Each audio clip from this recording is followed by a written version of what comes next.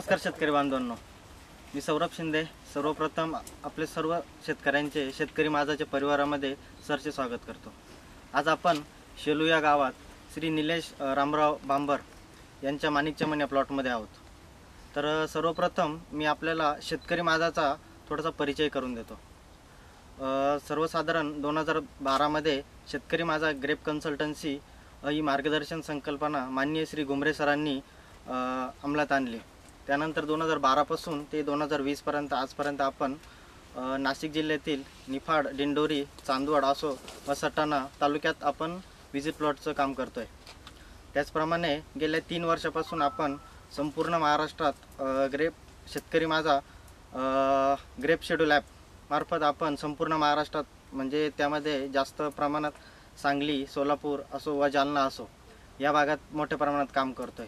त्याचप्रमाणे गेल्या 4 ते 5 वर्षापासून आपल्यासोबत जे काही शेतकरी जोडले गेलेले त्या भागातील त्या शेतकऱ्यांच्या आग्रहास्तव आपण येत्या खरड छाटणीपासून सांगली, सोलापूर व जालनामध्ये विजिट प्लॉटचं देखील काम सुरू करतोय। त्याचप्रमाणे तुमच्या विभागात शेलू, पुरी त्याचप्रमाणे सोगरस या भागात देखील आपण येत्या खरड छाटणीपासून मोठ्या प्रमाणात विजिट प्लॉटचं नियोजन करतोय। तर यानंतर मी श्री निलेश बांबर यांचा अल्पसा परिचय करून देतो। अर्थात आपण त्यांना सर्व ओळखतातच, परंतु निलेश बांबर हे गेल्या 5 ते 6 वर्षापासून स्वतः द्राक्ष शेती सांभाळत आहेत। त्याचप्रमाणे द्राक्ष शेती सांभाळताना ते महिंद्रासारख्या नामांकित कंपनीला आपला माल एक्सपोर्ट देखील करतात। निलेश बांबर यांच्याकडे आपलं शेतकरी माझा सोबत ते गेल्या खरड छाटणीपासून जोडले गेले। कोविड-19च्या वाढत्या प्रादुर्भावामुळे आपल्याला या प्लॉटवर फक्त 2 व्हिजिट करता आल्या। त्यानंतरचं सर्व मार्गदर्शन त्यांना आम्ही PDF स्वरूपात सर्व उपलब्ध करून दिलं। त्यामध्ये तुमचं खत नियोजन असेल, पाणी नियोजन, फवारणीचं नियोजन व काढी नियोजन या संदर्भातली सर्व माहिती त्यांना आम्ही उपलब्ध करून दिली आणि त्यानंतर वेळोवेळी फोनवर देखील त्यांना संपूर्ण मार्गदर्शन केलं व त्यांनी अशा प्रकारे खरड छाटणीचं आपल्या बागेचं नियोजन केलं। त्यानंतर ऑक्टोबर छाटणीनंतर माननीय गुमरे सरांच्या या प्लॉटवर रेग्युलर व्हिजिट चालू झाल्या। व्हिजिटच्या वेळी सरांनी जे मार्गदर्शन केलं, जे काही सूचना केल्या द्राक्ष बागेसंदर्भातले, ते सर्वांचं पालन त्यांनी योग्य प्रकारे करून तुम्ही बघू शकता का हा 10 ऑक्टोबरचा प्लॉट आहे। तुम्ही बघू शकता हा प्लॉट त्यांनी किती सुंदर पद्धतीने आपल्यासमोर सादर केलेला आहे। तर मी आता श्री निलेश बांबर यांना विनंती कराल की त्यांनी आपल्या द्राक्ष बागेचा जो काही अनुभव आहे गेल्या 5-6 वर्षापासून जे शेती करताय त्यांना कशा प्रकारे अडचणी वगैरे येत होत्या किंवा त्यानंतर शेतकरी माझाला ते जॉईंट झाल्यानंतर त्यांचा अनुभव कसा होता किंवा यावर्षी त्यांनी निसर्गाशी कसा सामना करून आपली द्राक्ष बाग फुलवली याची थोडक्यात माहिती ते आपल्याला देतील। या प्लॉटची लागवड 2014 साली केली, म्हणजे 2014 साली ग्राफ्टिंग केली। 6 वर्षाचा प्लॉट झाला, पण यावर्षी चांगला लांबी मिळाली बा असं। 6 वर्षात आम्हाला हा प्लॉट एकही वर्षी चांगला जमला नाही बा असं। मागच्या वर्षी हा प्लॉट गोल झाला होता, यावर्षी लांब झालेला आहे सरांच्या मार्गदर्शनामुळे। बागेचं जेव्हापासून शेतकरी माझाचं मार्गदर्शन सुरू झालं तेव्हापासून तुम्ही गेल्या वर्षीपेक्षा या वर्षीच्या खरड छाटणीच्या कामामध्ये कसा बदल केला आणि तुम्हाला कसं मार्गदर्शन लाभलं? सरांची कामगत एकदम सोपी आहे, म्हणजे आम्हाला खरडला काम करण्यास एकदम सोपं गेलं। अच्छा, आणि कोविड-19मुळे आपल्याला व्हिजिट पण नाही करता आले? व्हिजिट पण नाही करता। तरी पण तुम्ही शेड्यूल नुसार जे काही नियोजन होतं त्याचं तुम्ही तंतोतंत पालन केलं? PDF मार्फत हो। आणि ऑक्टोबर छाटणीपासून सरांचे व्हिजिट वगैरे पण चालू झालं। हो। तर सुरुवातीला तुम्हाला निसर्गाची कशी लढत द्यावी लागली या प्लॉट संदर्भात किंवा यावर्षी तुम्हाला काय काय अडचणी आल्या आणि सरांचं कसं मार्गदर्शन लाभलं तुम्हाला? सरांमुळे यावर्षी अडचणी कमी आल्या बस। अच्छा, आणि तुम्हाला इथून मागे या व्हरायटीला तुम्हाला लांबीला प्रॉब्लेम येत होता? लांबी। तर तुम्ही लांबीसाठी किती खर्च केला आणि कशा प्रकारे फ्लॉवरिंगमधलं नियोजन जर तुम्ही एकदा सांगितलं ना सर्वांना तर त्याची पण माहिती सर्वांना होऊन जाईल। लांबीसाठी काहीच खर्च केलेला नाही आहे, फक्त 20% कॅपफॉलपासून JH स्प्रे सुरू केले, झिंक, बोरॉन, कॅल्शियम वगैरे याच्याबरोबर 4 स्प्रे JH घेतले। नंतर 100% सेटिंगला आम्ही हा प्लॉट बुडून घेतला। अच्छा, झिंक, कॅल्शियम, बोरॉन आणि टाटा बार। अच्छा, बाकी काहीच लांबीसाठी काहीच प्रोडक्ट वापरलेलं नाही लांबीसाठी तुम्ही कुठलाही काहीच नाही टॉनिक वापरलं. वगैरे माझ्याकडे नाही. काहीच वापरलेलं नाही. नाही. अच्छा, म्हणजे एकंदरीत तुम्ही तुमची खर्चात मोठ्या प्रमाणात बचत झालेली आहे. तर इथून आपण माननीय श्री घुमरे सरांचं मार्गदर्शन घेऊ आणि त्यानंतर काही शेतकऱ्यांना जर अडचणी वगैरे असतील तर आपण त्याच्यावर चर्चा करू. गेल्या वर्षापासून आपण तुमच्या पुरी भागामध्ये शेतकरी माझा अंतर्गत व्हिजिट प्लॉटचं काम चालू केलं आणि गेल्या 9-7-8 वर्षाचा जो माझा काही द्राक्षाचा अनुभव आहे, मी तुमच्याबरोबर काही शेतकऱ्यांबरोबर यंदाच्या वर्षी काम केलं आणि काम करत असताना म्हणजे ह्या प्लॉटची एक गोष्ट मला मुद्दामून सांगायला आवडेल की आता हा निलेश भंबर यांचा सोना माणिक चमनचा प्लॉट आहे. की मला ज्यावेळेस सुरू झालं या प्लॉटचं काम की मला आपण हा प्लॉट गोल करूया. म्हटलं का गोल करूया असा एक मोठा प्रश्न त्यांनी माझ्यासमोर सांगितला. म्हटलं बघूया आपण यंदाच्या वर्षी आणि माझ्या हिशोबाने खूप चांगल्या पद्धतीची याला लांबी मिळाली. आता तसं सौरभ सरांनी बी इतक्यात सांगितलं की खूप चांगला पॉईंट मिळाला आहे किंवा आम्ही GH स्प्रे दिले. शेतकरी बांधवांनो, बऱ्याच वेळा तुम्ही द्राक्ष करत आहात गेल्या बऱ्याच वर्षापासून, म्हणजे बऱ्याच शेतकऱ्यांचं मी बघतो की 2-2, 3-3 पिढ्या द्राक्षामध्ये गेल्या आहेत आणि तरी पण आता आपल्याला काम करताना अडचणी येत आहेत की पाऊस असेल किंवा वेगवेगळे फवारणे असतील, गळकूज असेल, या समस्या येतात. आणि त्यानंतर सगळ्यात महत्त्वाचा विषय येतो शेड्यूलचा. आता की निलेश भंबर यांच्या तोंडात एक शब्द आला की सरांचं काम खूप सोपं आहे. खरं तर म्हणजे आपण हे जे शेड्यूल वगैरे वापरत आहोत की बरेच लोक तुमच्या भागात काम करत असतील, ही शेड्यूल वापरताना शेड्यूल ही कन्सेप्ट काय ही आपण समजून घेतली पाहिजे. की मी कोणी पण असेल किंवा एखाद्या तुम्ही कोणाचं मार्गदर्शन पण घेत नसाल, तुम्ही 2 ते 3 गोष्टी करताय. बुरशीनाशकं फवारताय, खतं सोडताय, पाणी सोडताय, बागेत कामं करताय. शेड्यूल ह्या कन्सेप्टचा अर्थ काय होतं की तुम्हाला एक प्रॅक्टिस ऑफ पॅकेज दिलं जातं 120-25 दिवसाचं नंबरशीर पद्धतीनं आणि ते तुम्ही इम्प्लिमेंट करता. ही शेड्यूल ही कन्सेप्ट तुम्ही ज्यावेळेस वापरत आहात की करत असताना त्यात पण एक महत्त्वाचा मुद्दा येतो, तो म्हणजे खर्च. आता हा जो खर्च कमी झाला किंवा वाढला हा सगळा वातावरणावरती आपला अवलंबून असतो. पण गेल्या 5 ते 6 वर्षाचा जो काही माझा अनुभव द्राक्षामध्ये राहिला आहे की गेल्या ह्या बऱ्याच दिवसामध्ये गेल्या 10 वर्षामध्ये शेतकऱ्याचं कल्टिवेशन प्रॅक्टिसेस ज्या आहेत त्या खूप कमी प्रमाणात झाल्या, त्याच्या फवारण्या खूप वाढल्या आणि ते कुठंतरी आम्ही आमच्या कामामध्ये करताना त्या कुठंतरी कमी झाल्या पाहिजेत. आणि जो मेन कल्टिवेशनचे कामं आहेत की त्याच्यामध्ये तुमची थिनिंग असेल, तुमची विरळणी असेल, तुमचं की थिनिंग असेल, या गोष्टींना कुठंतरी आम्ही आमच्या कामामध्ये फोकस करण्याचं काम येत्या सीझनमध्ये केलेलं आहे. आणि तुमच्या भागामध्ये जर बघितलं तर बऱ्याच चांगले प्लॉट यंदाच्या वर्षी तयार झाले. आणि हे सगळं करत असताना की मी तुमच्या ज्यावेळेस आता ही गोष्ट तुम्हाला सांगतोय की येत्या काळामध्ये सुद्धा आपल्याला जर चांगल्या पद्धतीचं द्राक्ष उत्पादन घ्यायचं असेल तर जे द्राक्ष बागेतले जे कामं आहेत त्या कामांवरती आपल्याला फोकस करायचा आहे. जर तुम्ही कामं व्यवस्थित करतायत तर तुमच्याकडे चांगली क्वालिटी होणार आहे. त्याचे हे एक्झाम्पल तुम्ही अजूनही निलेश भंबर यांचे प्लॉट असतील किंवा अजूनही काही शेतकऱ्यांचे प्लॉट तुम्ही बघू शकता की तुम्ही कामांना जास्त प्राधान्य दिलं पाहिजेत. आता सर्वसाधारणपणे सगळ्याच विभागामध्ये लांब व्हरायट्यांचं खूप मोठ्या प्रमाणात लागवड होते.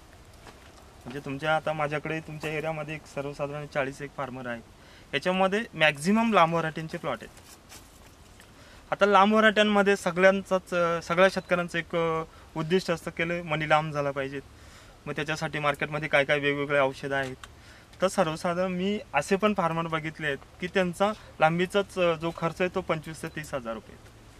आणि तुम्ही निलेश भाऊंनी ती गोष्ट इनकेस थोडीशी क्लिअर करता नाही आली, मी क्लिअर करतो. ह्या प्लॉटची जी काही लांबी झाली तो त्यांचा अनुभव आहे की ह्या प्लॉटची लांबी सर्वसाधारणपणे 1,500 ते 2,000 रुपयात झालेली आहे. अजूनही तुम्ही इतर शेतकऱ्यांना पण विचारू शकता. मग याचं शास्त्र काय आहे की बऱ्याच वेळा की आता जाधव साहेबांचे आमच्याकडे प्लॉट आहे त्यांना पण तुम्ही करू शकता. मी परत एकदा त्या शब्दावर येतो की आपल्या ज्या कल्टिवेशन प्रॅक्टिसेस आहेत त्या कुठेतरी आपण मिस झाल्या. आपण आता माणिक चमनच्या व्हरायटीमध्ये आहेत म्हणून मी तो या विषयावर बोलतो. तेच जर तुम्ही थॉम्सन सारख्या व्हरायटीमध्ये गेले तिथं पण कल्टिवेशनच्या प्रॅक्टिसेस शेतकऱ्याकडून कुठेतरी मिस होत आहेत म्हणून आपल्याकडे अडचणी वाटतात. आता राहिलं हा झाला कल्टिवेशनचा भाग. मग दुसरा एक परत द्राक्षामध्ये भाग येतो तो म्हणजे रोग आणि किडींचा. द्राक्षातला बरेच आता द्राक्ष शेतकऱ्यांबरोबर मी काम करताना की बरेच शेतकरी मला म्हणत असतात की साहेब आपला खर्च कमी झाला पाहिजे. खर्च हा डिपेंडेड असतो तुमच्या क्लायमेटवरती. आम्ही यंदाच्या वर्षी काम करताना कुठंही जे काही त्याला आपण म्हणतो प्रीमियम बुरशीनाशक आहेत, जिथं गरज पडली तिथंच टाकलेत, पण आम्ही दिलेले यंदाच्या वर्षी कुठंच रेकमेंड केलेले नाही आहेत. त्यामध्ये असे बरेच काही जे महागडे आहेत औषधं आहेत त्याचे मी मुद्दामून नाव नाही घेत, आम्ही कुठंच रेकमेंड केलेले नाही. ज्यावेळेस तुमचं वातावरण खराब होतं त्यावेळेस तुमच्या नंबर ऑफ फवारण्या जर वाढत असतील तर तुमचा खर्च वाढणार आहे. पण ज्यावेळेस आपण क्वालिटीचं काम करणार आहे, आपल्याला शेवटी काय करायचं आहे की समजा बुरशीनाशक फवारताय, खतं सोडताय, जी त्या बागेला समजा खतांचा विषय थोडासा वेगळा आहे, पण जेव्हा तुमचा बुरशीनाशकाचा तुमचा अतिप्रमाणात वापर होते त्यावेळेस तुमचा खर्च वाढणार आहे. ह्या दोन वेगवेगळ्या गोष्टी आहेत. जर येत्या काळामध्ये किंवा आम्ही जोच फोकस ठेवला आहे गेल्या 7 ते 8 वर्षामध्ये की फार्मरला कमी खर्च हा त्याच्या बुरशीनाशकांमध्ये हा नक्की करायचा आहे, पण शेवटी त्याला जे पैसे मिळणार आहे, त्याला जे काही दर मिळणार आहे ते त्याच्या क्वालिटीवर मिळणार आहे.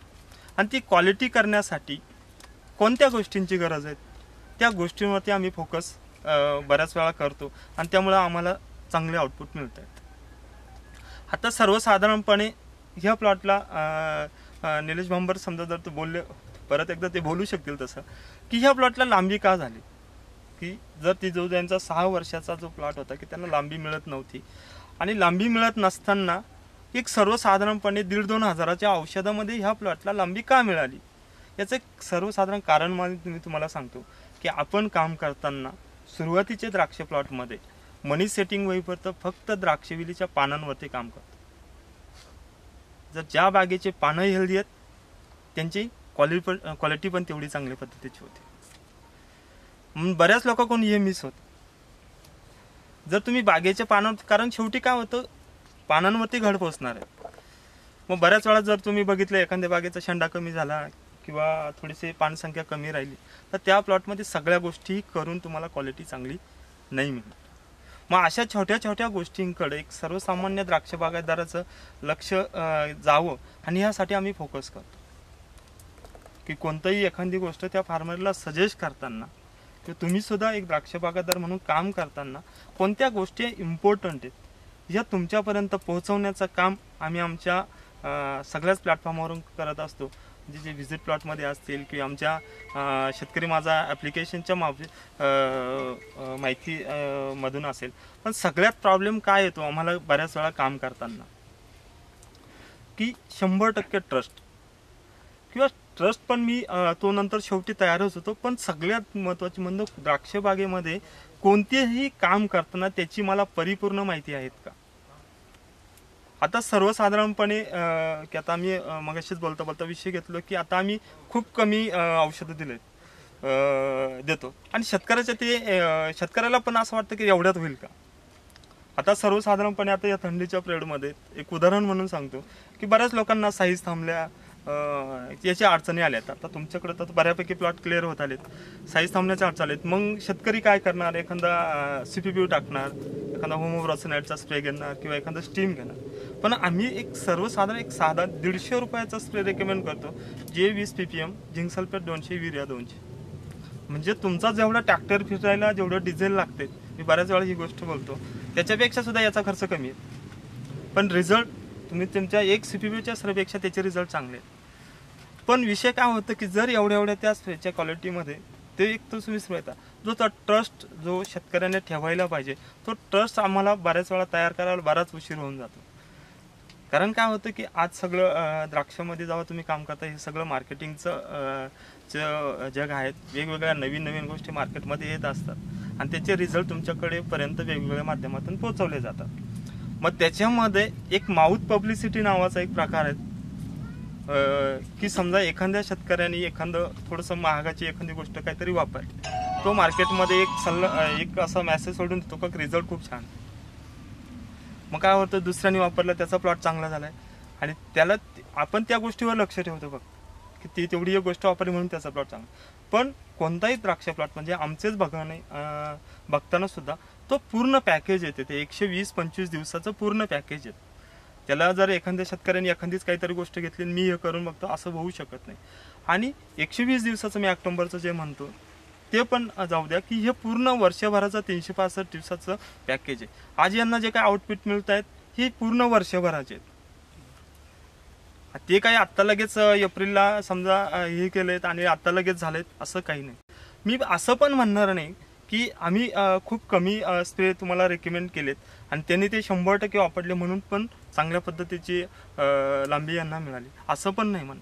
पण यांनी जे पूर्ण एप्रिलपासून जे काम केलं आहे त्यानंतर जे ऑक्टोबरपर्यंत सगळ्या गोष्टींवरती विश्वास ठेवून काम केलं त्याचे हे परिणाम आहे.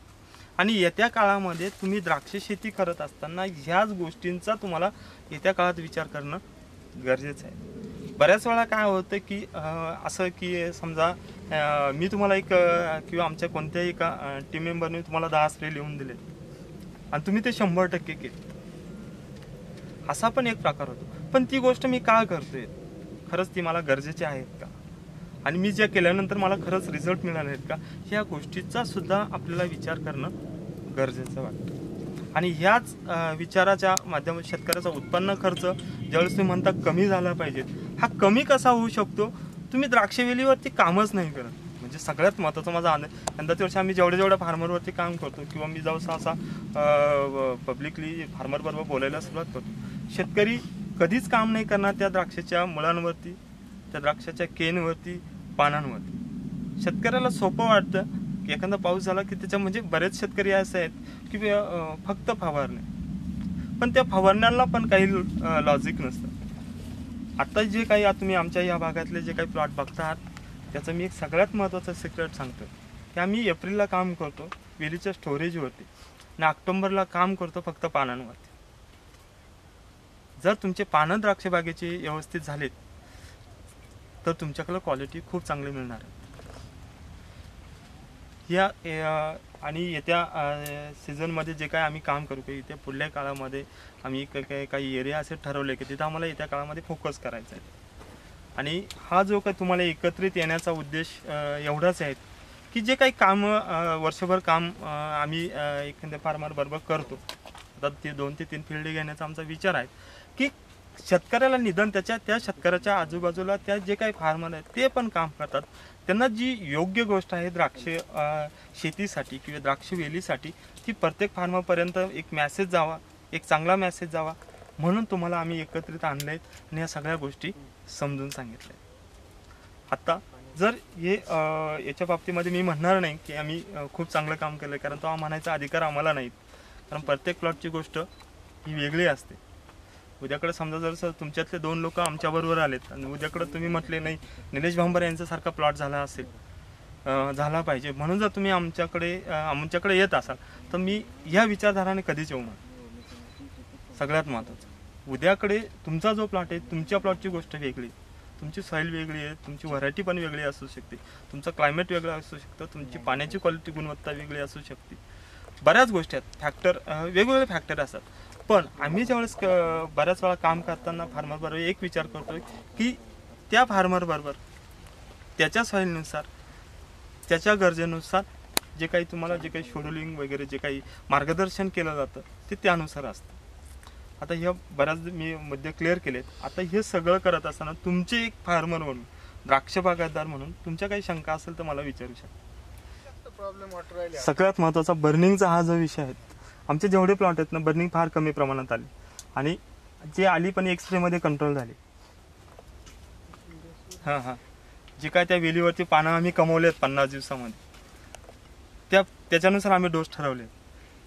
उद्याकडे जर माझ्या हिशोबाने एखाद्या प्लॉटला शेंडा कमी वाटला आणि तिथं जर मी आमचं हेच शेड्यूल दिलं, मी एखाद्या शेतकऱ्याचा आत्ता सगळे 95% प्लॉट आमचे 18-19-20च्या आसपास आहेत. त्याला कारण मी म्हणेल की निसर्गाने पण साथ दिली आम्हाला, त्यामुळे झालं.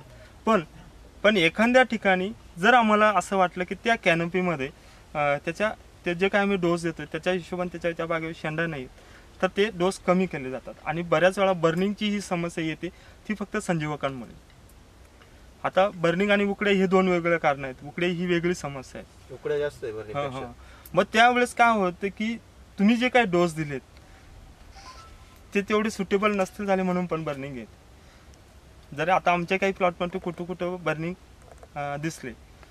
आता आमच्याकडेच एक प्लॉट आहेत, एक सर्वसाधारणपणे एक 10-15% बर्निंगचा प्लॉट आहे आमच्याच आत्ता व्हिजिटमध्ये. त्या शेतकऱ्याला मी 25व्या दिवशी लिहून दिलं होतं, ह्या प्लॉटमध्ये 80व्या दिवशी बर्निंग, 70-80 दिवसात जर बर्निंग आली तर मला कॉल करायचा नाही.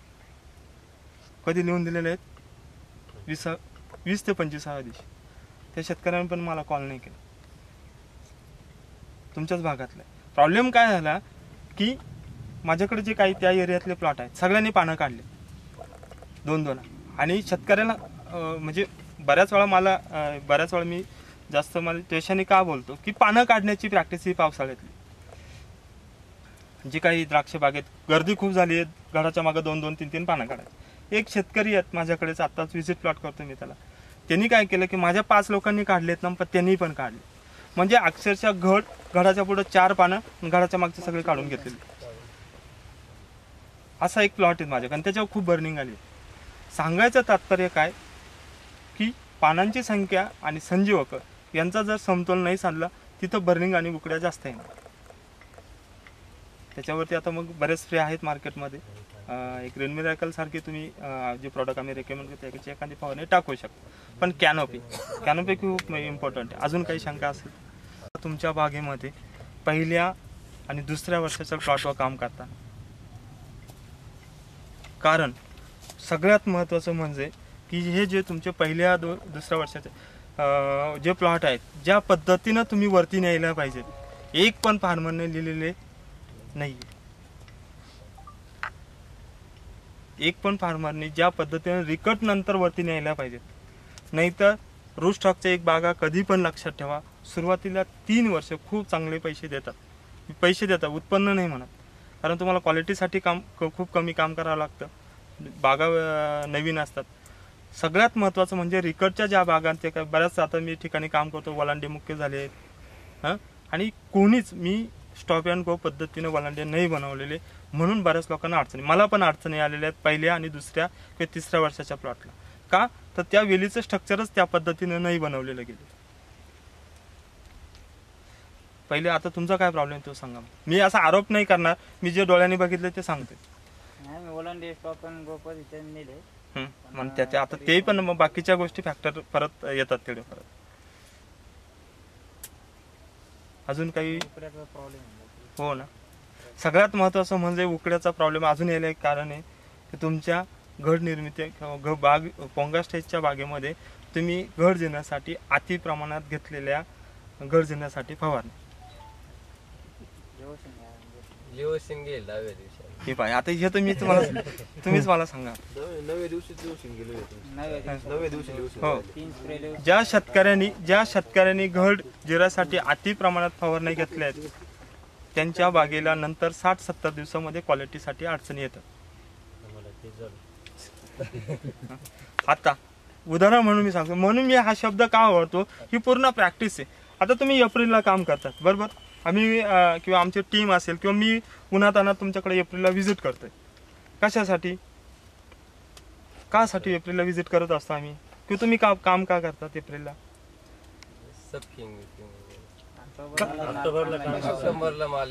बस. आणि आता जर तुम्ही एप्रिलला उन्हातान्हात काम केलेत मग तुम्हाला त्या पोंगा स्टेज मध्ये निवांत झोपायला काय होतं?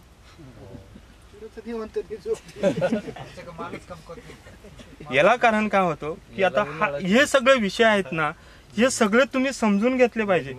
हे बघ काय होतं की आम्ही तुमच्या भागात या वर्षी काम करतोय, पुढल्या वर्षी असूच नाही कामच करू असा हा विषय नाहीये. पण ज्या बेसिक गोष्टी आहेत त्या आपण समजून घेतलं. मी एप्रिलला खूप काम केलं पण माल कुमकुवत निघतंय ऑक्टोबरला. मग ते एप्रिलला कामाला काही अर्थच नाही ना तुमच्या. कारण म्हणजे हे सायन्स आहे. आता सर्वसाधारणपणे एप्रिलमध्ये पहिल्या 30 दिवसामध्ये समजा तुमची केन तयार झाली, 30 ते 60 दिवसामध्ये तुमचा घड तयार झाला आणि 60 ते 90 दिवसात घड पोहोचला. आता तुमच्याकडे घड निघालाय, तो कुमकुवत निघाला. सरांनी जसा प्रश्न विचारला, आमच्या घड कुमकुवत निघतात. 60 दिवसामध्ये घड तयार झालाय म्हणजे हा 60 दिवसाचा घड ऑक्टोबरला दिसला पण तो कुमकुवत दिसला. मग 60 ते 90 दिवसात तुम्ही बागात गेलेच नाही. आता 60 ते 90 दिवसाचा पिरियड कोणता? जून जुलैचा किंवा ऑगस्ट. समजा 1 एप्रिलला प्लॉट छाटला तुम्ही हां, आणि 30 मे 60 दिवस झाले, 5 जूनला पाऊस पडला, एखादा बोर्ड मारला, त्याचे शेंडे किती वेळा मोडले, त्या कॅनोपी किती लक्ष दिलं, ह्या गोष्टी सगळ्या रिलेटेड आहेत. आणि द्राक्ष असं पीक आहे तिथं तुम्ही एकदा चुकले त्याला माफी नाहीत. म्हणजे बऱ्याच वेळा आता मी बऱ्याच शेतकऱ्यांबरोबर काम करता म्हणतो की जर 80-90 दिवसात तुमच्या बागेत प्रॉब्लेम आले तर माझ्याकडे सोल्युशन नाही, ते पुढल्या वर्षी बघू. अजून काही तुमच्या शंका असेल, हे सगळं आहेत, बऱ्याच वेगवेगळ्या गोष्टी आहेत. आणि तुम्ही जेव्हा काम करताना ना पूर्ण त्या 60 दिवस 300 दिवसाचा विचार करा. रेस्ट पिरियड तुमचे 60 दिवस सोडून 365 दिवसाचं वर्ष 65 दिवसाचा रेस्ट पिरियड दिवस सोडून द्या. ज्यावेळेस वेली सुप्त अवस्थेत येतात तुमचा ऑगस्ट सप्टेंबरचा जो का छाटणीचे ते काही 35-30 दिवस आणि एप्रिलचे छाटणीनं त्याचे, पण तुमचा पूर्ण प्रॅक्टिस तुम्ही कशा पद्धतीने करता त्यावरती सगळ्या गोष्टी अवलंबून. अजून काही प्रश्न? शुगरचा प्रॉब्लेम होतो, शुगरला शुगरला जवळपास 110 दिवसाचा प्लॉट खाली होऊन गेला होता. बरोबर. या वर्षी 108 दिवसाचा प्लॉट झाला. बरोबर. शुगर कमी लागते. यंदाच वर्षी तुमची छाटणी लेट झालेली थोडी. हा आता ऑक्टोबरची शक्यतो नाही, तसंच आहे. 10 दिवस बरोबर आहेत ना. मग आता सर्वसाधारणपणे म्हणजे मी सटाण्यात काम केलंय, सटाण्यात 1 जूनला प्लॉट छाटला, 90-100 दिवसात खाली होऊन जातो. मला बऱ्याच लोकांनी पण विचारलं यंदाच्या वर्षी पाणी कमी येते. पाणी बरोबर त्या वेलीच्या गरजेनुसार येतं. आपल्याकडे ह्या वर्षी शेवटचा प्लॉट सर्वसाधारणपणे 2 नोव्हेंबरला छाटलेला आहे, 2 नोव्हेंबरला, पण त्याला पाणी 160 दिवसालाच उतरेल. हां, तुम्ही हे जे करतात ना, तुम्ही हे पाणी उतरायचं कारण म्हणतात ना, डोस जास्त दिलेत, तुम्ही CPP जास्त वापरलेत, तुम्ही समजा होमोब्रासिनाइड जास्त वापरलेत, तर ते थोडंसं 5-10 दिवसाचा गॅप मी समजू शकतो. पण तुम्ही जर तुमच्याकडे आता शुगर लेट असेल तर तुम्ही हा पण विचार करा की यंदाच्या वर्षी आपण लेटला आलोय. कारण शुगर येते ही म्हणजे सूर्यप्रकाशावरती. तर आता ती खूप मोठा कन्सेप्ट आहे. ते वेळेला जितक्या लवकर ते तितके डिग्रेडेड जेवढा सूर्यप्रकाश मिळतो तेवढी लवकर शुगर येणार आहे. पण लेट जाताना तुम्ही थंडीचे दिवस हे धरायला पाहिजे, गृहीत धरायला पाहिजेत ना. म्हणजे बऱ्याच वेळा प्लॉटमध्ये बघितलं असेल तुम्ही, एकच प्लॉट आहे 2 दिवसाचं अंतर आहे, एक अगोदर छाटलं आणि 1-2 दिवसांनी, त्याच्यानंतर शेवटी हार्वेस्ट होताना 10 ते 12 दिवसाचा फरक पडतो. हे का होतं की त्या वेळेला मिळालेलं ते क्लायमेट. त्यामुळे शुगर यंदाच्या वर्षी छाटण्या लेट केलं असेल तर शुगर लेट होतं ना, पण 100% शुगर उतर. अजून खाली समजा जमिनीत पाण्याचं प्रमाण जास्त असलं, आता काल शुगर नाही उतरत म्हणून मी तास मारलं सिंगल मध्ये, बरोबर, पाणी उतरण्यासाठी पूर्ण खाली असं म्हणजे एकदम ओली माती निघाली मध्ये खाली. बरं, त्याचा त्रास होईल का शुगर उतरायला? होऊ शकतो ना. किंवा जमीन एकदम काळी मारल्यानंतर आता शुगर उतरायला मदत होईल? जमीन एकदम काळी आहेत का? काळी नाही, मुरमाट जमीन, मुरमाट. मोबाईलला कसं काय नाही? आता साधारण असं हा का, लाल माती थोडीशी वापसा झाली नाही, प्रॉब्लेम नाही येणार. हे पहा, जर हे जो फ्लडिंग पाण्याचा जो निर्णय आहेत ना, आता वॉटर मॅनेजमेंट किंवा पाणी नियोजन ही एक खूप वेगळी कन्सेप्ट आहे. पण जर तुमचं जमीन जर मुरमाड जमीन असेल, फ्लडिंग पाण्याचा निश्चित फायदा होतो साईजला. पाणी भरले वाजलं भरून दिलंय भरून 8 दिवसांना लगेच बर्निंग जास्त दिसायला लागेल. नाही, आता मी त्यावरती सगळ्यात महत्वाचं लक्षात घ्या, जेवढा तुमचा लोड आहे ना तेवढी तुमची कॅनोपी पाहिजे. आता सगळ्यात महत्वाचं म्हणजे माझे जेवढे पण फार्मर घ्या, माझ्या वैयक्तिक म्हणजे शेतकरी माझा नाही, तुम्हाला सजेस्ट केलेल्या घड जिरण्याच्यासाठी स्प्रे आणि तुमचे स्प्रे फक्त तेवढंच कम्पेअर करा. मी असं म्हणणार नाही की मी आमच्याबरोबर असल्या फार्मरला खूप रॉकेट सायन्स दिले, खूप काहीतरी वेगळी गोष्ट सांगितली, असं नाही म्हणणार. मी त्यांना हीच गोष्ट सांगितली की ती जी असेच सजेशन दिले की त्याचा त्रास मला 50व्या दिवशी नाही झाला पाहिजे. कारण एक फार्मर म्हणून तुमचं टार्गेट काय असतं माहिती आहे का, मी की त्या पोंग्यात एकदा घड आहे ना असा शेंड्याच्या डायरेक्ट पुढे दिसला पाहिजे. म्हणजे अक्षरचा 2 व्यासपा, 2 CPPU, त्याच्यानंतर 3-4 SOP, म्हणजे सगळं झालेले आहेत. आणि एकदा तो घड कुठंतरी सेट झाला मग हा फेल काढणार. आणि फेल काढल्यानंतर तुमच्याकडे येणारी जी व्यक्ती असेल तिला फक्त म्हणा साहेब शेंडा झाला पाहिजे. म्हणजे ते 5 जे दिवस आहेत त्याला तुम्ही दाबलं हा, आणि तिकडं कोणी पण इंद्र स्वतः म्हणजे परमेश्वर जरी आला हा, का नाही होणार? कारण तुम्ही बी तेच तुमच्याकडे येणारी जी व्यक्ती त्याच्या व्यतिरिक्त पण 2 जिरायला स्प्रे टाकलेले आहेत, हे त्याला नाही सांगितलं. आता विषय असा गोंधळ केला ना तुम्ही. झालं ते पहिल्या. नाही आणि त्या प्लॉटला तर ते ऑलरेडी हे बघ, काय होतं माहिती काही, आता त्यांनी जरी नाही बनवलं मला कळतं ते. पण विषय काय होतं माहितीये का, सांगायचं तात्पर्य काय आहे की जर जी 5 गोष्ट तुम्ही थांबायला लावली, आता 5व्या दिवशी जरी तो बिचारा माणूस आलाय कोणीही बी तुमच्याकडे तुमच्याकडे आल्यानंतर त्याला तुम्ही फक्त शेंडा म्हणतो, त्याला माहितच नाही ना तुम्ही त्याला एक 40 ml नी व्यस्पा दिला, आता तुम्ही तो 60 नि केलाय का 90 नि केलाय. विषय काय होतं, ह्या ज्या गोष्टी येतात ना, ह्या विश्वासाच्या गोष्टी आहेत. आता ज्यावेळेस मी ही गोष्ट कन्फर्म सांगितली, मी तुम्हाला सांगितले की जर जेवढ्या जिरायला, मी एकदा फार्मरला सांगून देतो, जेवढे तुम्ही जिरायला स्प्रे द्याल तेवढे पुढे जाऊन दमा, जेवढं तुम्ही सुटसुटीत तुमचा घड मोकळा करून घ्याल कमी स्प्रेमध्ये, त्या प्लॉटला क्वालिटी व्हायला अडचण येणार नाही. कारण काय होतं माहिती का, तो जो प्रकार आहे, मग त्याच्यासाठी तुम्हाला तिकडे स्प्रे नाही घ्यायचे, तुम्हाला तिकडे 5 स्प्रे नाही द्यायचे ना. म्हणजे एप्रिलला 2 दिवस एखादं लग्न कार्य जे काय असतं एप्रिल महिन्यामध्ये, आता कोविडमुळे तर ते बंद झालं, ते थोडं कमी करून ना बागेवरती काही नाही हो, 20 ते 25 स्प्रे असतात एप्रिलमध्ये, 25 ते 30 तेवढं काम करा. आणि पोंग्यामध्ये एकदा प्लॉट छाटल्यानंतर बिंदास डावणीसाठी स्प्रे द्या. जिरासाठी जो जिरणारा तो जिरणारच आहे, जो राहणार आहे तो राहणार, तेवढं काम कमी करून घ्या हां. आणि बाकीचे तुमचे सगळे पुढले 110-15 दिवस एकदम आनंद जात. आता हा जो लोडचा विषय आहे की यंदाच्या वर्षी आम्ही अपडेट होतो या बाबतीमध्ये. यंदाच्या वर्षी आम्ही काय करणार की ज्या वेळेस एप्रिलला रजिस्ट्रेशन होते, कारण हा खूप महत्त्वाचा मुद्दा आहे की एका झाडावर लोड किती पाहिजे. काय झालं की गेल्या 3 वर्षापासून आम्ही पावसामध्ये दमतोय. गेल्या 5 वर्षापूर्वी एकदा गळकूज झाली होती बघा, त्यावेळेस आमचे 43 प्लॉट जागावर कुजले होते. 43 प्लॉट जागावर कुजून गेले ते 4 ते 5 वर्ष. गेल्या वर्षी एवढे गळकुजीचे वातावरण होतं, आमच्याकडं गळकुजीमध्ये असतील फक्त 10 ते 12 प्लॉट, 350 प्लॉटवर गेल्या वर्षी आम्ही काम केलं. आता काय केलं, कारण आमच्याकडे 4 ते 5 वर्षाचा अनुभव होता. आता यंदाच्या वर्षी काय केलं, 3 वर्षापासून सगळे द्राक्ष बागायतदार पावसामध्ये होते.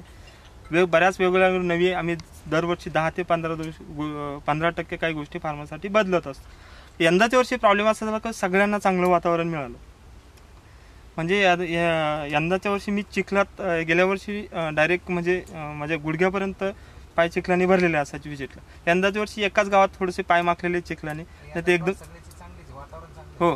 पण ह्या चांगल्या वातावरणामध्ये आम्हाला बऱ्याच काही गोष्टी यंदाच्या वर्षी थोड्याशा अपडेट करायच्या आहेत.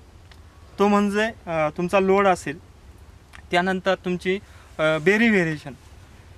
कारण यंदाच्या वर्षी आमचे प्लॉट जरी चांगले असले तरी यामध्ये एक सगळ्यात महत्त्वाचा प्रॉब्लेम आम्हाला दिसतो तो बेरी व्हेरिएशनचा. काही ठिकाणी आम्हाला थोडंसं बेरी व्हेरिएशन जाणवतं आहे, मग त्या काही आम्ही गोष्टी बदलतो आहे. त्यानंतर सगळ्यात महत्त्वाचं म्हणजे की ज्यांचे प्लॉट आले त्यांचे खूप चांगले निघाले. मी बऱ्याच वेळा थोडंसं हसून फार्मरला हे पण म्हणतो की शेतकऱ्याचे प्लॉट थोडे कमी निघाले पाहिजेत, निदान नाशिक एरियात तरी. कारण प्रॉब्लेम हा येतो की जर बागेवरती तुमच्या 70-80 घड निघालेत आणि त्याला आपण किती पण सांगितलं बाबा लोड कमी कर, नाही साहेब तो फ्लावरिंगमध्ये ना थोडासा डाऊनीनं जाईल, 1-2 थोडासा राहू द्या. हां, म्हणजे माझ्या समोरच्या समस्या सांगतो की व्यवस्थित माल त्यांनी एप्रिलला आपलं व्यवस्थित काम केलं आणि ऑक्टोबरला खूप चांगला माल निघाला. काडीवरती 2-2, 3-3. माझ्याकडे एक फार्मर आहेत, त्याचे एका काडीवरती तुम्हाला खोटं वाटेल 11 ते 12 बंच निघालेले आहेत. किती? 11 ते 12 बंच निघाले, एवढे पण निघालेले आहेत. मी हे सगळं करत असताना जे आमच्या दिवाळीनंतर व्हिजिट चालू झाल्या, शेतकरी लोडच कमी करायला तयार नाही. का? कारण आपलं काम कसं असतं की उद्याकडे ठीक आहे थोडासा माल कमी जास्त क्वालिटी होऊ शकते फार्मर प्रॅक्टिसेसनुसार, पण तो प्लॉट डाऊनीनं नाही गेला पाहिजे किंवा तो भुरीनं नाही गेला पाहिजे, हे पहिलं टार्गेट असतं. मग आता काय केलं की एप्रिलला समजा एका बागेवरती ऑक्टोबरला ते एका शेतकऱ्यांनी 9x5चं अंतर असेल 40 काड्या ठेवल्या आहेत आणि एप्रिलला फुल काम केलेलं आहे चांगल्या पद्धतीने. आता त्या 40 काड्यांवरती प्रत्येक काडीला 2 बंच निघालेत, काही ठिकाणी 3 निघालेत.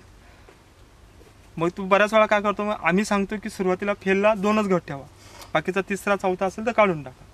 तो काय करतो, काही झाडाला थोडासा माल कमी असतो, तो काय करतो 3 ठेवून घेतो. माझ्या गिराईत 3 बंच ठेवून देतो. 15 मग फेल काढते. मग आपली 21-22 दिवसाला कुठेतरी व्हिजिट होती, का हो एवढं लोन ठेवला, नाही साहेब पहिल्या डिपिंगला काढून घेतो. पहिल्या डिपिंगला तो काय करतो, तो 3रा जो ठेवला तोच काढतो. आता 20-22 आम्ही 23-24 दिवसाला डिपिंग सांगितलेली आहे. 23-24 दिवशी याचे 2 घड. आता तेवढं करत करत मग परत कुठंतरी 26-27 दिवशी तो फोन करतो, साहेब थोडा शेंडा कमी झाला आहे, शेंडा कमी वाटते. मग आपण काय करतो, मग त्याला एखादा डोस थोडासा काहीतरी वाढवून देतो. एवढं करत करत हा दोड्यापर्यंत येतो. दोड्यापर्यंत याच्या 40 काड्या आणि 40 फुटी. किती? 40 काड्या 40 फुटी. त्याच्यामध्ये जिडं 2 फुटी ठेवले आहेत ना, तिकडं 2 घड आहेत. एका घडाला चांगला शेंडा आणि एका घडाला शेंडा कमी आहे.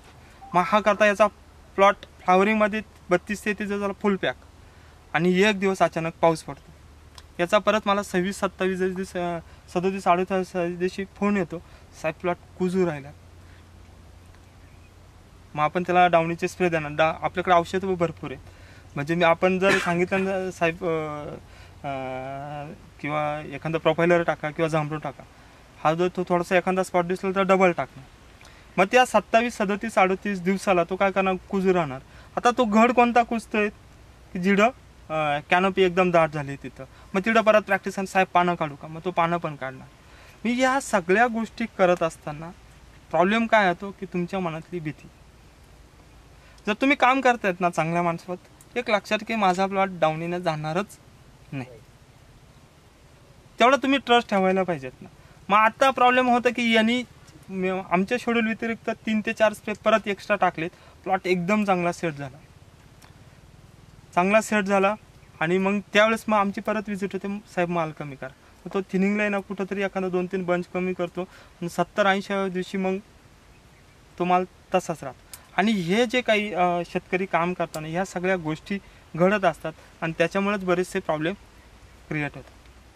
मग आम्ही यंदाच्या वर्षी अपडेट काय करायचं म्हटलं, एखादा जो प्लॉट आमच्याकडे रजिस्टर होतोय त्या प्लॉटवरती पहिल्याच दिवशी रजिस्ट्रेशन झाल्यावरती त्या प्लॉटवरती किती काड्या ठेवायच्या आहेत, त्याच्या किती काड्यांसाठी माल निघायचा साठी प्रयत्न करायचे आहेत, आणि शेवटी त्या बागेमध्ये किती घड असणार आहे आणि किती साईजसाठी काम करतो. आज सर्वसाधारण आमचं जे शेड्यूल आहे ते आमचं शेड्यूल सर्वसाधारणपणे 17-18 mm साईजचं शेड्यूल आहे आणि एकरी 140 ते 150 क्विंटल मालाचं.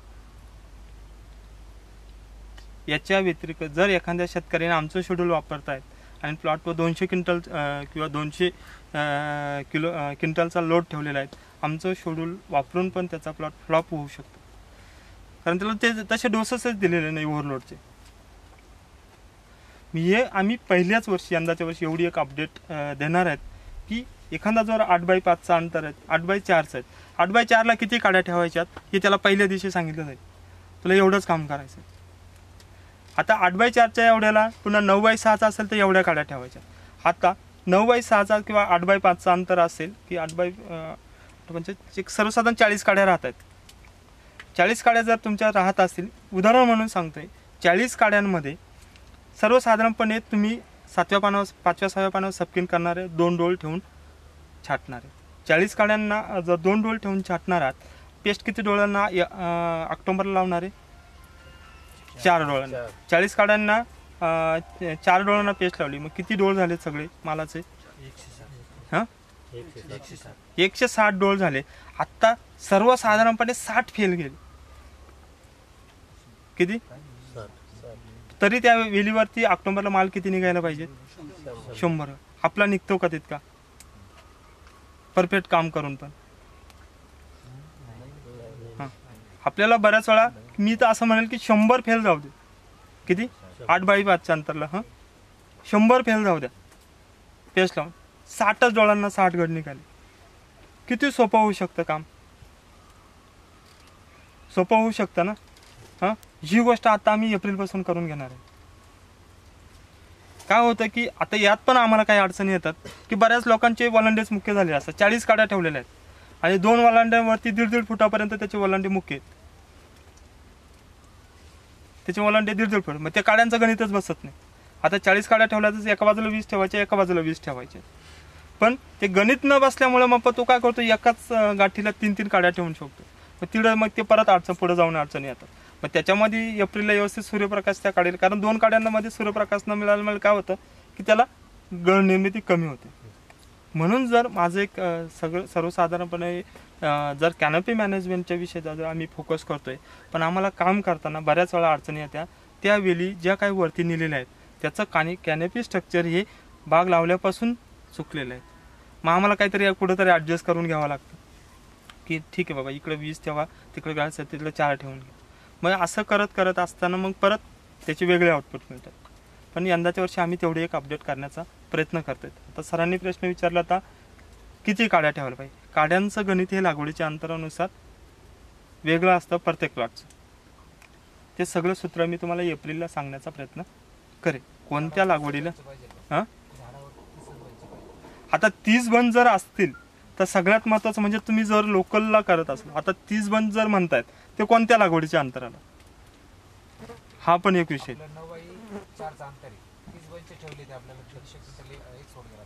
हो ना. आता 9 बाय कितीचं बोलले, 9-36. तुम्ही जे लोड ठेवताय तो तुमच्या हिशोबाने एकदम परफेक्ट आहे. उलट तुम्ही जर लोकलचं काम करत असाल तर अजून 6 बंच वाढवू शकता. एक्सपोर्टला पण वजन ज्या वर्षी जास्त ठेवलं त्या वर्षी वजन कमी भेटलं, आणि ज्या वर्षी 30 बंच ठेवले त्या वर्षी वजन जास्त भेटलं. हा जो तुम्ही मुद्दा बोललेत ना, हाच मुद्दा हा इतका बरोबर मुद्दा आहे. हाच मला आता सगळ्या फार्मरच्या डोक्यात घालायचं आहे की खूप अनुभवलं प्रत्यक्षात. हो, खूप माल आणि खूप पैसे, खूप माल आणि खूप पैसे हे गणित विसरून जा.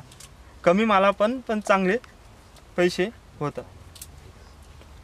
आता 9-4 अंदाजा 36 स्क्वेअर फुटाचा तुमचा एरिया आहे, त्या हिशोबाने त्याला 30 घड सेफिशियंट आहे. पण तुम्ही हेच गणित जर 9-6 वाड्याला सांगितलं तर ते चुकीचं होऊ शकतं. हां, त्याचं अंतर वाढवायचं. सर्वसाधारणपणे 43,560 स्क्वेअर फुटाचा 1 एकर होतो. 10 एकूणचा 1 गुंठा. आता काय होतं की जमीन तेवढीच आहे, तुम्ही नंबर ऑफ प्लांट वाढवले, तुम्हाला काय वाटतं की झाडाची संख्या वाढली म्हणजे लोड वाढेल. पण एक कधी पण लक्षात ठेवा याच्यामध्ये की ती जमीन तेवढीच आहे आणि द्राक्षवेल काम करते सूर्यप्रकाशावरती. जितक्या त्या स्क्वेअर फुटामध्ये त्या सूर्यप्रकाश मिळतोय तेवढं त्या वेलीला ती वेल जी घेते आणि तेवढं आपल्याला टनेज किंवा उत्पन्न मिळतंय का, त्यासाठी हा कॅनोपी मॅनेजमेंटचा एक महत्त्वाचा भाग आहे. आणि हा प्रत्येक प्लॉट, परत एकदा सांगतो, प्रत्येक प्लॉटनुसार बदलतो. त्यामुळे मी डायरेक्ट एवढं स्टेटमेंट करणार नाही की एवढेच काड्या ठेवा किंवा एवढेच गट ठेवा. हे प्रत्येक प्लॉटनुसार बदलणार. पण आम्ही काय करणार की आमच्याकडे जे प्लॉट येत आहेत पुढल्या वर्षी त्या प्रत्येक प्लॉटला आम्ही त्या हिशोबानेच येत्या काळामध्ये हे देणार आहेत. म्हणजे त्याला रेकमेंडेशन करणार. पण एप्रिलला आम्ही प्लॉट छाटल्यानंतर सांगणार की याच्यावर एवढ्या काड्या ठेवायच्या आहेत. ऑक्टोबरला एवढ्या काड्या ठेवल्यानंतर एवढ्या काड्यांना एवढा माल निघाला तर आपलं एवढं टनेज निघेल. हे कधी ठरवलं जाईल? एप्रिलला. आणि याच्या व्यतिरिक्त कोणीच गडबड करायची नाही. शेणखताचा पण एक विषय आहे. सर्वसाधारणपणे तुम्ही ओव्हरलोड घेत असाल, आता बरेच असे पण काही फार्मर आहे की 10-10 वर्षापासून शेणखत वापरत नाही तरी चांगले माल होत आहे. पण जर आपल्याकडे जमिनीमध्ये ऑर्गॅनिक कार्बन जर कमी असेल, जमीन थोडी हलकी असेल, अशा परिस्थितीमध्ये शेणखताचा वापर करायला हवा. जर जमीन एकदम भारी आहे, ऑर्गॅनिक कार्बनची लेवल पण एकदम भारी आहेत, तिथं शेणखताचा वापर टाळू पण शकतात. ते सगळं तुमच्या ऑर्गॅनिक कार्बनवरती अवलंबून आहे. पण शेणखत वापरण्याचे निश्चित फायदे होतात. आता शेणखत वापरताना पण 3 ते 4 शेणखताचे प्रकार आहेत. कोणतं शेणखत वापरायचं म्हणजे बऱ्याच वेळा ते तुमचं गौरी खत येतं बघा, हां, असं रचून आणलं जातं. केवढ्याला गाडी जाते? 20,000. हां, एक काम करायचं, तेवढी 20,000ची एक गाडी घ्यायची, तिचा गंज मारायचा आणि ट्रॅक्टरने मस्त मळायचं. सर्वसाधारणपणे तुमची जी लहान ट्रॅक्टरची ट्रॉली आहेत ना तेवढं शेणखत भरतं फक्त. आता जर तुम्ही सांगतायत की तुम्ही मला म्हणणार की साहेब मी शेणखत टाकलं, तुम्हाला सॅटिस्फॅक्शन काय आहे? मी 20,000चे शेणखत टाकलेले आहेत, पण क्वांटिटी किती गेली आहेत? 1 लहान ट्रॉली. हा पण विषय आहे. आता त्याच्यानंतर अजून एक शेणखतात प्रकार एकदम पातळ रबडी, डायरेक्ट म्हणजे गाडी कानी केली डायरेक्ट असं पण शेणखत आहे. मग ते पण टाकलं काही शेतकरी, मग त्याच्यात तेवढा फायदा होतोय का? किंवा एखाद्या शेतकऱ्याने आणलं थोडं असं उखड्याचा टाईप शेणखत आणलं, त्याच्यात तेवढं मिळणार का? एक चांगलं शेणखत तुम्ही जर दरवर्षी जर टाकत असाल तर 2 वर्षानंतर पण तुम्ही टाकलेच चालतं. काय होतं की ह्या सगळ्या मार्केटमधल्या ट्रेंड्स बघून झाले आहेत आता. म्हणून मी सजेशन देईल तुम्हाला की ऑर्गॅनिक कार्बनवरती निर्णय घ्या. तुमच्या याच्या जमिनीमध्ये ऑर्गॅनिक कार्बन काय आहेत त्यावरती शेणखताचा नाही. जो तो एकदम चांगला आहे, शेणखत नाही वापरलं तरी चालेल, पण एकदम जमीन हलकी शेणखत वापरायला लागेल. फक्त वापरताना 2 वर्षातून एकदा वापरलं तरी चालेल, पण चांगलं शेणखत वापर. केव्हा वापरलं पाहिजे? आता वर्षभरात पण शेणखताचे 2 ते 3 मुद्दे आहेत, ते केव्हा वापरलं पाहिजे, ॲक्च्युली तुमच्याकडे समस्या काय हे पण लक्षात घ्या.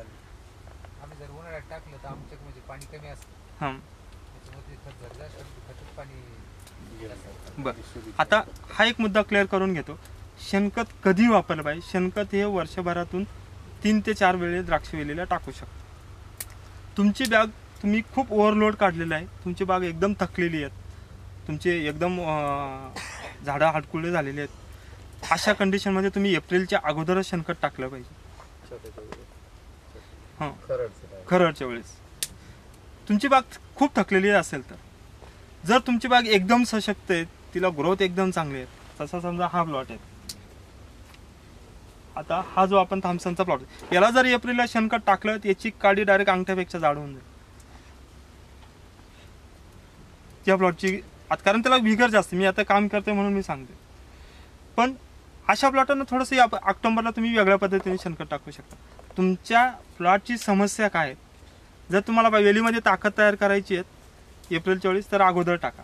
आता नंतर प्रॉब्लेम येतो, बऱ्याच बागांमध्ये शेंडा होत नाही एप्रिलला.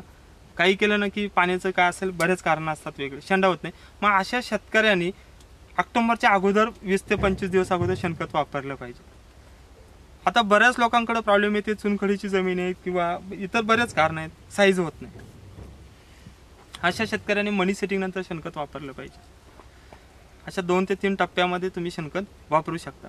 सगळ्यात महत्त्वाचं, शेणखत वापरताना पर्पज काय, मी कशासाठी शेणखत वापरते आणि मी ते कोणतं वापरते. आता जर तुम्ही ऑक्टोबर छाटणीच्या अगोदर शेणखत वापरणार असाल आणि ते तुम्ही एकदम ओलं शेणखत घेतलेलं आहे, डायरेक्ट असं आपला डायरेक्ट गोळा होईल असं, त्या प्लॉटला फ्लावरिंगमध्ये खूप मोठ्या प्रमाणात अडचणी येते. आता जर तुम्ही मनी सेटिंग नंतर याच्यानंतर एप्रिलला जर तुम्ही याचं ओलं शेणखत वापरलं त्याचा काहीतरी फायदा होऊ शकतो. एप्रिलला तुम्ही शेणखत वापरताय, गौरी शेणखत वापरताय, जे बऱ्याच वेळा त्याचा फायदा पण चांगला होऊ शकतो तुम्हाला, जर तेवढं थोडंफार प्रमाणामध्ये निचरा वगैरे असेल. पण तेवढा फायदा नाही तुम्हाला होणार जेवढी वेल सशक्त व्हायला पाहिजे. आता आम्ही जेवढ्या प्लॉटवर काम करतोय, हे तुम्ही 2 वर्षाने 3 वर्षाने जिथं शेतकरी माझं काम करतोय त्या शेतकऱ्यांचा क्वालिटी हा तर विषय थोडासा क्लायमेटवरती अवलंबून आहे. पण आमच्या द्राक्षवेलींचे बुडं बघा तुम्ही, प्रत्येक शेतकऱ्याचे बुडं, म्हणजे मी बऱ्याच वेळा शेतकऱ्यांना सांगतो की एप्रिलला पण जिथं आमच्या पद्धतीनं काम होत आहेत तिथं आमचे बुडं हे त्याची जाड होणार म्हणजे होणारच की. आणि काही ठिकाणी म्हणजे एप्रिलला पण आमचे बुडं फुगणार आणि ऑक्टोबरला फुगणार. कारण आम्ही काही असं काही तुम्हाला काही असं काही असं हे नाही, पण हे सगळे इम्प्लिमेंट दिसतात त्या प्लॉटवरती. जर इनकेस म्हणजे हा आमचा आजपर्यंतचा अनुभव आहे की जिथं ही गोष्ट नसेल झाली तिथं मग शेतकऱ्याला सांगतो की आपल्याला वेगळ्या पद्धतीनं काम करावे लागेल.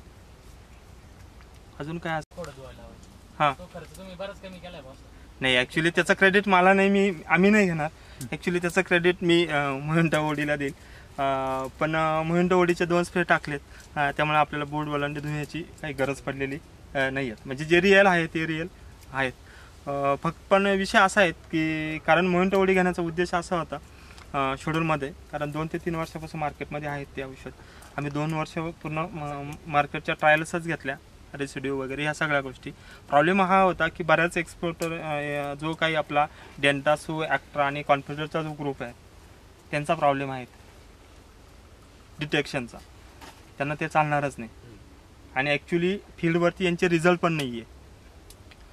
कारण काय होतं की आम्ही जे आता इमिडाक्लोरोफिल आहे 70%, आम्ही 2013 पासून लिहितोय शेतकऱ्यांना ड्रिचिंग एकदा. ॲक्च्युली जे कंपनीचा जो लेबल क्लेम आहे ते 2 वर्षातून एकदा सांगितलं आहे, पण आपण एकाच वर्षातून 2-3 वेळा सोडायला लागलो. त्याचा रेजिस्टन्स आला. त्याच्यानंतर मिलीबगला अजून आपल्याकडे 2 औषधं होते, ते म्हणजे डेंटासो आणि ॲक्ट्रा. आता तिघं बी एकाच ग्रुपचे आहेत. जिथं तुम्हाला इमिडियाचे कमी रिझल्ट मिळाले म्हणून तुम्ही डेंटासो सोडलं, पण ॲक्च्युली ते दोन्हींचा ग्रुप एक असेल तर ते पण थोडं कमी काम करतं. त्याच्यानंतर दुसरं पण आलं तुमच्याकडे ॲक्ट्रा, जे आपण लिक्विड फॉर्म्युलेशनमध्ये सुद्धा आहेत. मी नावं नाही घेत कारण शूटिंग होते. हां हां. तर विषय काय होता की हे तिन्ही एका ग्रुपचे औषध आहे. मग काय झालं की म्हणजे आता जेव्हा आम्ही 2 वर्षापूर्वी काम करायचो, आमची ड्रिचिंग असायची 25व्या दिवशी ॲडमायरची. तुम्ही कधी करत असाल मला माहीत नाही. कधी करायचे तुम्ही ड्रिचिंग? 30 दिवसाच्या हां 30 दिवसाच्या करायचे तुम्ही करायचेत का? हां हां. 25व्या दिवशी आम्ही ड्रिचिंग करायचो ॲडमायरची. ही ड्रिचिंग केल्याचं आम्हाला त्याचा फायदा काय व्हायचा, मिलीबगला पण व्हायचा आणि फ्लावरिंगमध्ये जे थ्रिप्स येतं त्याला पण व्हायचं. म्हणजे जर तुमचा देठावरती नंतर थ्रिप्स येतं बघा सेटिंग झाल्यानंतर, आम्हाला ते तेवढ्या एका ड्रिचिंगने कव्हर होऊन जायचं. 25-26 दिवसाला फार्मरला ड्रिचिंगच करायला व्हायचो. पण नंतर प्रॉब्लेम असा यायला लागला 2 वर्षामध्ये. तरी आम्ही ती ड्रिचिंग करून पण आम्हाला 70व्या दिवशी किंवा 60व्या दिवशी फार्मरचा फोन यायचा, साहेब मिलीबग दिसतोय. मग आम्ही त्याला परत दुसरा ऑप्शन द्यायचो, डेंटासो सोड. काय होतं मग हे सगळं करत असताना 2 वर्षापासून बऱ्याच चांगले शेतकऱ्यांना आहेत ज्यांच्याबरोबर आम्ही आमच्या प्रॅक्टिस डेव्हलप करतो, जे तुमच्यापर्यंत पोहोचवण्याचा प्रयत्न करतो. एक असं ऑब्झर्वेशन झालं की मोहिंटोवडीचे 2 स्प्रे दिल्यानंतर आपल्याला खरंच काही करायची गरज नाही आणि आपला खर्च पण वाचतो, म्हणून आम्ही ते घेतलं आणि त्यामुळे ते वाचले तुमचं ते बुडवलंडे धुणं. जे तुम्ही पाचट करतायत टाकतायत त्याचा फायदा तुम्हाला एप्रिलला 100% होईल. पण पाचट लवकर कुजत नाही. 2 वर्षापासून एक ट्रेंड आलाय की ते पाचट टाकायचं. एप्रिलला 100% पाचटाचा मल्चिंगचा फायदा होतो. पण एकदम ब्लॅक सॉईल असेल, एकदम ब्लॅक काळी सॉईल आणि तुम्ही पाचटाची मल्चिंग करता आणि पावसाळी वातावरणामध्ये छाटणी करता, त्या मल्चिंगचा तुम्हाला काहीच फायदा होणार नाही, उलट तुमचं नुकसान होईल. त्यामुळे जर जमीन हलकी असेल तरच पाचट टाका. जमीन एकदम भारी असेल तर पाचट टाकू नका. हां. विषय काय होतं, एप्रिलला आपल्याला काय गरज आहे? हां, एप्रिलला आपल्याला गरज आहे पाणी आपलं धरून ठेवलं पाहिजे म्हणून. पण पावसाळ्यामध्ये आपण जेव्हा छाटणीच्या वेळेस प्लॉट छाटतोय, आपल्याला जमीन काय पटकन वापसात आली पाहिजे. आता चिपटाची मल्चिंग केली तर ते एप्रिलपर्यंत कुजलेलंच नसतं. जी विदाऊट पाचटची मल्चिंग ती लवकर सुकणार आहेत आणि पाचटची जमिनी उशिरा सुकणार. त्यामुळे तेवढा पाचटचा मी आता बऱ्याच वेळा की गेल्या वर्षी आम्हाला एका गावामध्ये अशा अडचण आल्या होत्या, आम्ही त्या पावसाळ्याच्या पिरियडमध्ये ती मल्चिंग काढून टाकायला लावली. तेवढं एक ऑब्झर्वेशन तुमची खरंच नीड आहेत. आणि काय होतं माहिती का, आपली म्हणजे मेंढरासारखी गंमत होऊन जाते. म्हणजे शेतकऱ्यांची एकाने टाकलं हां सगळे लगेच टाकून वळ, त्याच्यामागे लॉजिक काय आहे कसं काय तर हा विषयच नाही. एखाद्या का खूप तळ्यावर शेती आहेत, पाणी खूप कमी आहे, त्या शेतकऱ्यांनी अवश्य वापरा. पण मला खरंच त्याची नीड आहेत का ते बघून तुम्ही वापरा. अजून काही जे कापडाचे जेव्हा तुम्ही कापड टाकतायत ना त्यावेळेस त्याचे बघून घ्या, जे शेंगडे आहेत तुमचे वेलीचे ते कापडावरून घ्या. पण बऱ्याच शेतकऱ्यांपर्यंत मी असं सजेशन केल्यानंतर त्या शेतकऱ्याने मला हे पण सांगितलं, साहेब त्यावरती एक ते ना डावणी किंवा भुरी किंवा लाल कोळी येऊन जातात. विषय काय होतो की जेव्हा तुम्ही कापड वरून टाकतायत त्यावेळेस तुमचं जे काही हे आहे कोणतं सूर्यप्रकाश आहे तो कमी मिळतो. त्याचा इम्पॅक्ट थोडासा साईजवरती याच्यावरती जाणवतो, कारण पान कमी सूर्यप्रकाशामुळे ते कमी काम करतं.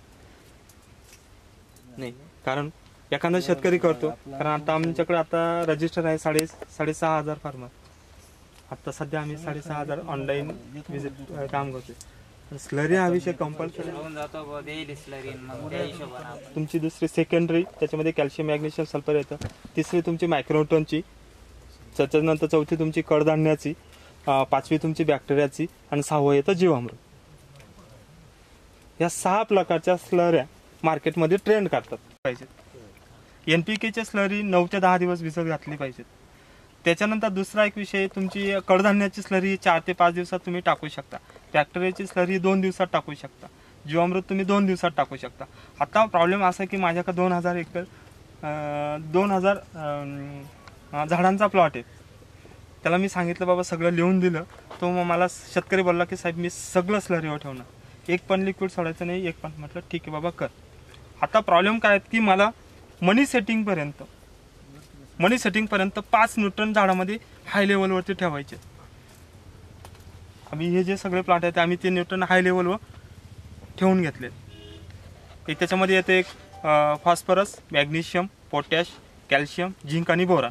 हे आम्हाला 5 ठेवायचे. आता मला ते 50 दिवसात काही करून ते शेड्यूलमध्ये देऊन ते कव्हर करायचे आहेत. आता याला मी स्लरी दिली तर बाबा ही 10व्या दिवशी सर्व स्लरी ही आज बनव, 10व्या दिवशी टाकून दे. सगळ्यात महत्त्वाचा प्रॉब्लेम येते त्याच्याकडे 2000 लिटर बनवायला मटेरियलच नाही आहे, म्हणजे जागाच नाही आहे. तो काय करतो 500 लिटरची स्लरी बनवणार, त्याच्यात 1500 लिटर पाणी होत नाही. ॲक्च्युली ती कन्सेप्ट मला मान्य नाही आहे. तुम्ही 2000 लिटरची स्लरी भिजवा, प्रत्येक झाडाला 1 लिटर. आता मी त्याला 10व्या दिवशी त्याला सांगितलं तेवढं सोडून दे. हा काय करणार, याला काहीतरी काम निघणार. हा ती 13व्या-14व्या दिवशी दिसणार. आता त्या 13-14 दिवसात मला ते 2 ते 3 न्यूट्रन द्यायचे होते, ते त्याच्याकडून गेलेले नाही आहे. मग तो परत पुढल्या याला परत येणार, ती एक तर ती 5 दिवस लेटच घालणार. मग ते जे काय माझं न्यूट्रिशन बॅलन्स आहे जमिनीमधून ते सगळं डिस्टर्ब होऊन जातं.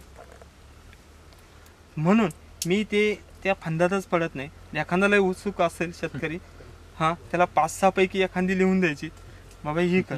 पण आमचं जे शेतकरी माझाचं जे काही न्यूट्रिएंट मॅनेजमेंट आहे ते आम्ही शेतकऱ्याला शक्यतो स्लरी बेस ठेवण्याचा प्रयत्न करत नाही. कारण काय होतं की त्याच्याकडं त्याचा स्वभाव असेल, त्याची सवय असेल किंवा त्याच्याकडे उपलब्ध असलेली यंत्रणा असेल, ती न झाल्यामुळे जे काही सगळं चुकून जातं आणि त्याचा परिणाम पुढं क्वालिटीवर होतो. गाठींचा प्रॉब्लेम येतो. ज्यावेळेस तुम्ही वेलीमध्ये नायट्रोजन असेल किंवा पावसाळी वातावरणामध्ये गाठींचे बऱ्याच वेगवेगळे कारणं आहेत. ॲमिनो ॲसिडच्या पुढं कार्बोहायड्रेट्स किंवा प्रोटीन न तयार झाल्यामुळे आणि तुम्ही घाटाला दिलेले संजीवक मुळे तो गाठींचा प्रॉब्लेम येऊ शकतो. पण तुम्ही नायट्रोजन आणि मॅग्नेशियमचा जर संतुलित वापर जर केलेला असेल तर तुमच्याकडे गाठींचा वापर थोडासा कमी प्रमाणात जाणवेल. पण येतो तुम्हाला मान्य आहे, तो गाठींचा प्रॉब्लेम असतो. पावसाळी वातावरणात थोडासा जास्त जाणवतो. याचे म्हणून आले वाटत नसलं तरी आहे.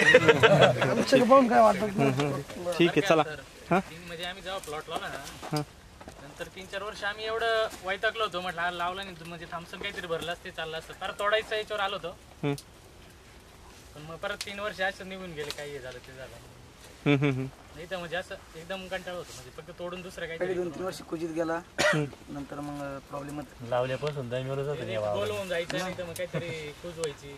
हे पाय, हे मी सगळ्यात महत्त्वाचं म्हणजे हे जे मी तुम्हाला शिकवलंय हेच सायन्स आहे. याच्या व्यतिरिक्त काहीच नाही. किती लोकांना लांब व्हरायटी असतील त्यांनी फक्त एवढंच घ्यायचं की लांबी फक्त GA मुळे तयार होते, ते पण परफेक्ट स्टेजला. परफेक्ट स्टेजला जर तुम्ही व्यवस्थित GA देत असाल तर तुमच्याकडे व्यवस्थित लांबी मिळते. आता काय होतं बऱ्याचदा आपण ह्या सगळ्या गोष्टी करत असताना जो काय तो GA देत आहेत. माझ्याकडे आता एक प्लॉट आहे त्याच्यावर सगळ्यात महत्त्वाचं म्हणजे मी परत गोष्ट एक त्याच्यात ॲड करतो. लांबी होण्यासाठी फक्त GAचे ॲप्लिकेशन गरजेचे आहे. आणि GAला व्यवस्थित काम करण्यासाठी वेलीला मनी सेटिंग नंतर नायट्रोजनचा डोस तो नायट्रेटमधूनच शक्यतो द्या. 13-0-45 कॅल्शियम नायट्रेट किंवा मॅग्नेशियम नायट्रेट, युरिया अमोनिया नाही. जर जमिनीमधून नायट्रोजन लेवल चांगली असली आणि परफेक्ट GAचे ॲप्लिकेशन दिले कोणत्याही प्लॉटची लांबी होणार म्हणजे होणार. याच्यात काहीच वेगळं सायन्स नाही.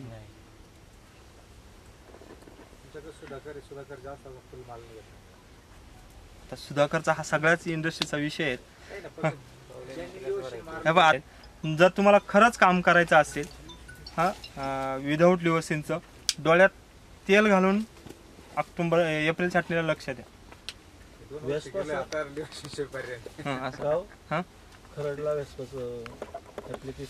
हे पहा वेस्पा असं खूप पर्याय आहेत. काही लोक CPP घेतात वगैरे सगळ्या गोष्टी. ते काय होतं माहिती का, कारण ते रेकॉर्ड होते म्हणून मला जास्त बोलता नाही राहिले. कारण ते नंतर ते व्हायरल होणार आहे नंतर मार्केटमध्ये.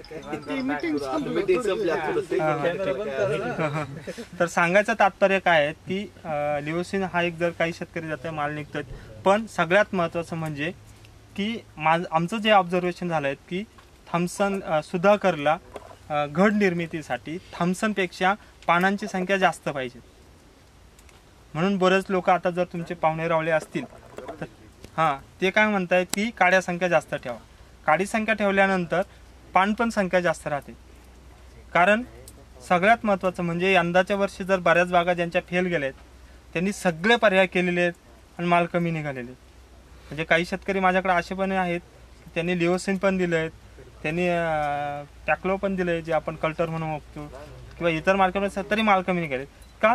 वेलीला मिळालेला कमी सूर्यप्रकाश आणि चांगल्या घड निर्मितीसाठी सूर्यप्रकाशाची खूप गरज आहे आणि तो सुधाकरला सूर्यप्रकाश घेण्यासाठी पान संख्येची थॉम्सनपेक्षा पान संख्या जास्त पाहिजे.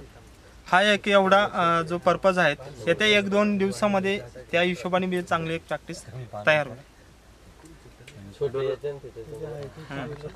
ते बंधूंचा प्लॉट म्हणजे बंधूंचा प्लॉट आहे आमचा. आता ते कन्सल्ट की ते सांगितलं त्यांनी आता खूप कमी खर्चामध्ये प्लॉट निघाला ठीक आहे. पण मग आता बाकीचे डॉक्टर आहेत आता मी नाही बोलू शकत. नाही सांगतो मी तुम्हाला. ते आता इतके औषध देत आहे ना का त्या औषधांची नाव कधी ऐकलेली नाही. नवीन नवीन कंपनी इतके भडीमार औषध देऊन देत तुम्ही रेकॉर्डिंग बंद करायला काही अडचणी मला बोलायला. पण मग ते ज्या कंपनीचे औषध नाव कधी ऐकले त्या कंपनीचे नाव लिहून देणार. आता ठीक आहे का लिहून देतात ते मला पण माहिती आहे. तिकडून पॅकेज भेटतं, शेतकऱ्यांकडून घेतात, तिकडनं पण घेतात, पण त्याच्यात शेतकरी मरतो ना.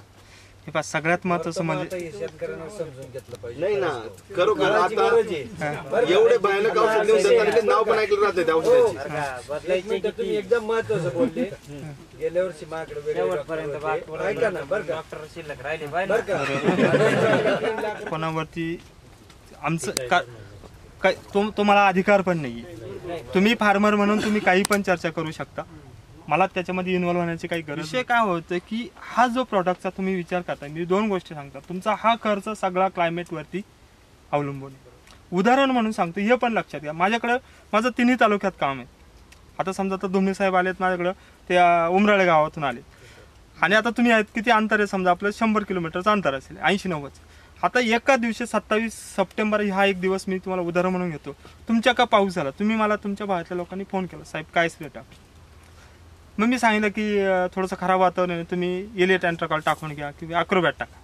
आता त्याच दिवशीचा प्लॉट आहे समजा धुमणे साहेब त्यांच्याकडे पाऊसच नाही झाला. मला त्यांना गरज नाही वाटत ना त्यांना अॅक्रोबॅट द्यायची. हे जे डिसिजन आहेत हे सगळ्या क्लायमेटवरती अवलंबून आहे. आता प्रॉब्लेम राहिला आता प्रॉब्लेम दुसरा राहिला. असे पण प्रॉडक्ट आहेत की ज्यांचे मी नावं ऐकलेले नाही आणि ते तुम्हाला भेटले.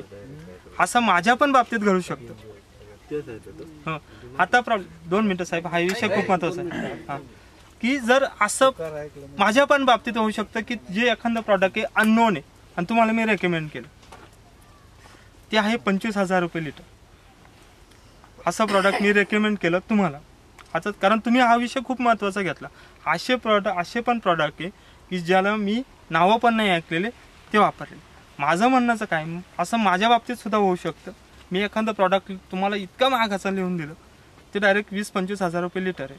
आता ते तुम्ही घेतलं नाही, डॉक्टरने सांगितलं मी घेतलं. माझं एकच पर्पज आहे की त्या शेतकऱ्याने जर 25,000 लिटरचा प्रोडक्ट वापरला असेल त्याचा फायदा 1 लाख रुपयात झाला पाहिजे. हां ही एक गोष्ट. मी जे काही रेकमेंड करतोय तुम्हाला त्या रेकमेंडेशनचा फायदा त्या शेतकऱ्याला झाला पाहिजे एवढे एकच माझं म्हणणं असतं.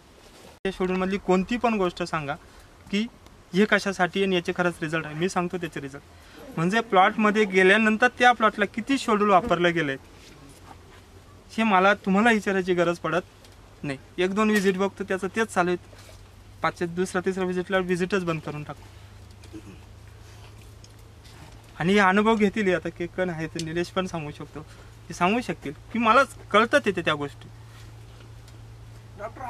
पहिल्या 2ऱ्या वर्षाचे होते. माझा पण एक प्लॉट होतो त्याला त्याच्यात आपला विषय झाला नाही बसलो. हो हो एका दिवसात फरक होता आपला. हो ना आपण इथे बसलो होतो ना. हां हां माझं वाचून गेला. हो हो आणि जो पावसातलं जो वातावरण होतं पण त्या ॲक्च्युली आता मी एवढे लोक बसले तोच प्लॉट पुढल्या वर्षी तुम्ही ह्याच वेळेस बघायला 100% निलेश भाऊ काम करते आणि तो प्लॉट खूप ह्याच थोडा असेल. काय होतं की बऱ्याच काही गोष्टी समजायला किंवा जाणून घ्यायला. आता तुमच्याकडे तुमच्या माहिती सांगतो माझ्याकडे एक प्लॉट आहे 2.5 एकरचा तो पण डाउनीने गेलेला आहे. थॉम्सन. ह्या सीझनमध्ये माझ्याकडे डावणीने सुद्धा प्लॉट गेलेले आहेत. आता विषय कसा असतात मग हे सगळे खूप खोलात जाण्याचे विषय, पण मला तुमच्या भागामध्ये पहिलं, दुसरं आणि तिसऱ्या वर्षाच्या प्लॉटांना काम करायला अडचणी आलेल्या आहेत, पण मी पुढल्या वर्षी ते येऊ देणार नाही. उलट पहिल्या, दुसऱ्या, तिसऱ्या वर्षीचे प्लॉट जेव्हा आमच्याकडे रजिस्टर होतात, वैयक्तिक मनातल्या मनात मी फार खुश असतो. त्याला काही करायचं नाही, याला रेग्युलर दिलं तरी होणार. माझ्याकडे प्रॉब्लेम कुठे येतात, ज्याचे प्लॉट 8-9 वर्षाचे, 7 वर्षाचे, तिथं काम करावं लागतं. पण तुमच्या भागात तेवढा एक मला अनुभव थोडासा वेगळा आला, पण आम्ही नक्की त्यावरती प्रयत्न करू आणि ते कव्हर करण्याचा प्रयत्न करू. आपण एवढ्यावर थांबूया आता. नमस्कार.